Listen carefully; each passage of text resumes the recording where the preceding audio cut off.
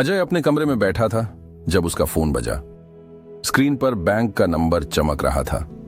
उसका दिल जोरों से धड़कने लगा, हाथ कांप गए। उसने कॉल रिसीव नहीं की, लेकिन वह जानता था यह वही कॉल थी जिसे वह पिछले कई हफ्तों से टाल रहा था। ईएमआई की आखिरी तारीख निकल चुकी थी और अब उसकी जिंदगी की सबसे कड़वी हकीकत दरवाजे पर दस्तक दे रही थी। अजय, एक छोटे शहर का होशियार और मेहनती युवक, बड़ी कंपनी में नौकरी पाकर अपनी जीवन शैली बदलने लगा। महंगे रेस्टोरेंट्स, ब्रांडेड कपड़े और लग्जरी चीजों का शौक उसे कर्ज की ओर धकेल रहा था। लेकिन फिर एक दिन उसकी कंपनी में छंटनी हुई और उसकी नौकरी चली गई। शुरुआत में उसने सोचा कि यह बस कुछ दिनों की बात है, लेकिन हफ्ते महीनों में बदल गए और कर्ज का बोझ बढ़ता गया। फोन की घंटी बजते ही उसका दिल कांपने लगता। हर बार कोई बैंक या लेनदार ही होता। किराए का घर मालिक रोज दरवाजे पर आकर पैसे मांगता और दोस्तों ने भी दूरी बना ली। सबसे बुरा दिन वह था जब उसकी मां ने फोन करके पूछा, बेटा सब ठीक तो है?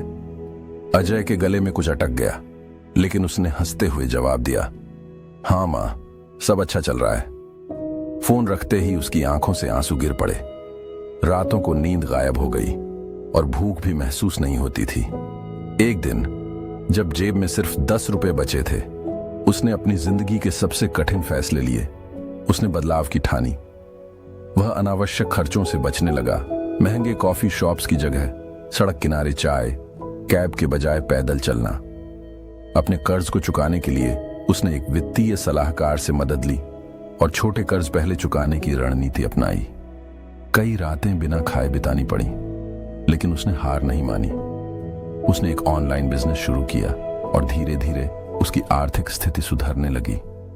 उसने अपने सारे कर्ज चुका दिए, लेकिन आज भी जब कोई अनजान नंबर से कॉल आता है, उसका दिल एक पल के लिए ठहर जाता है। शिक्षा, यह कहानी सिखाती है कि बुरा समय कभी भी आ सकता है, लेकिन सही फैसले, अनुशासन और धैर्य से हम किसी भी संकट से बाहर निकल सकते हैं। असली दौलत ऐशो आराम नहीं, बल्कि आर्थिक स्थिरता और मानसिक शांति है।